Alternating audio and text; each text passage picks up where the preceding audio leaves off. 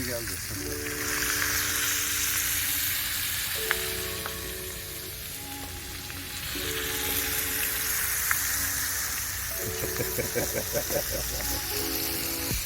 Evet, Burak kardeşimiz de domatesleri doğruyor.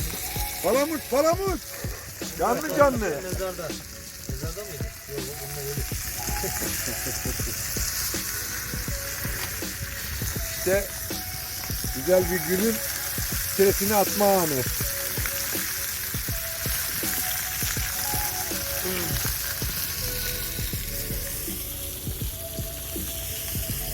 Bence bu balıklar tamam.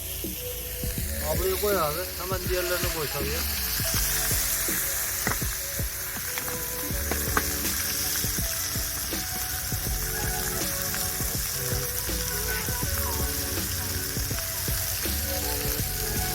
Al işte.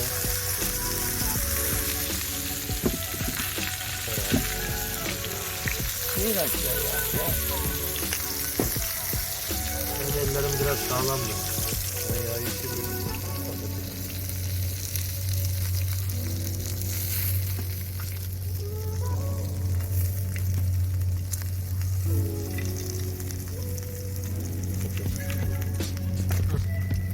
Evet. Hadi sırala şunları da az yağ dök.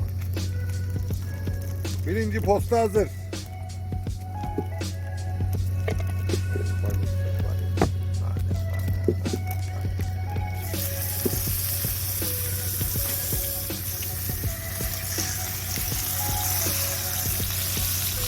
Balıklarımız karışık arkadaşlar.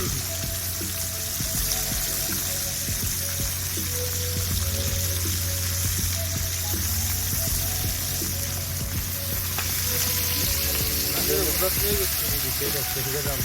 He? Uzatmaya götürdüm. Sen attın. Çağ vermedim. Sen demişler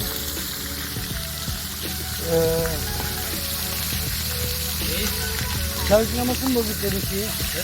O şarkılamasını bozuk herhalde. O hiç dönmüyor. Şarkılamasını bir lambası. Bunları koyamayacak mısın? Yok. Kalkır abi. Durduk. Bak.